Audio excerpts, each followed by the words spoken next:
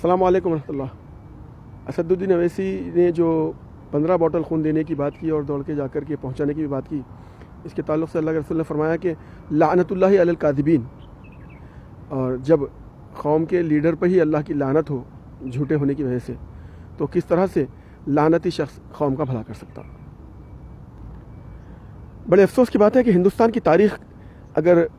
نئے دور میں اگر لکھی جائے گی، جس میں مسلم قائدین کا اچھے اور برے قائدین کا اگر نام اگر لکھنا ہو، تو میں سمجھتا ہوں کہ یونانی اسد الدین اویسی کو ہندوستان کے مسلمانوں کا سب سے بھیانک اور سب سے خطرناک لیڈر تصور کیا جائے، جو بحیثیت لیڈر قوم کو تباہ کرنے، قوم کے سیٹوں کو بیچنے، قوم کے ووٹوں کو بیچنے کا کام کرنے میں مہارت رکھتا۔ یہ شخص ایسا شخص ہے جو کانسٹیٹیوشن کی بات کرتا، اللہ کی بات کرتا، رسول اللہ کی بات کرتا، اور کئی مرتبہ باتیں کرتے کرتے وہ باتیں بھی بول جاتا ہے یہ شخص جس کے بارے میں ایک شاعر نے کہا ہے کہ بک رہا ہے جوش جنون میں کیا کیا خود جانتا نہیں۔ میں سوچنے پر مجبور ہوں کہ آخر اللہ تعالیٰ اس شخص سے ایسا کیا کام لینا چاہ رہا ہوگا کہ اللہ رب العزت نے اس شخص کو حامان، شداد، فرعون، قارون، ان کی میراث یعنی کہ اتنی دولت دے رکھی ہے، کروڑوں روپے، اربوں روپے کی، کہ اس دولت سے کریں گے کیا آخر یہ؟ جہاں پر خلفائے راشدین یا عشر مبشرہ کی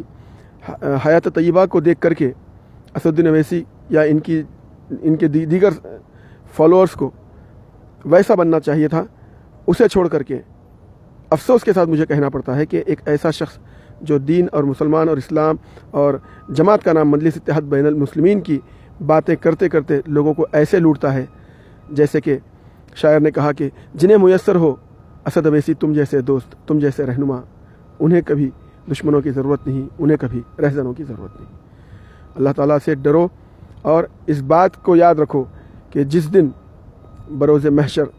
تمہارا محاسبہ ہوگا تو تم ذلیل و خوار ہوگے، اور قوم کے اوپر جو تمہاری جو ذمہ داری ہے اس سے بھاگتے ہوئے سارے ملک میں مسلمانوں کے صفوں میں انتشار پھیلاتے ہوئے اور ہندو مسلم بھائی چارگی کو فروغ دینے کے بجائے تم ہندو مسلمانوں کے درمیان جو نفرت پھیلا رہے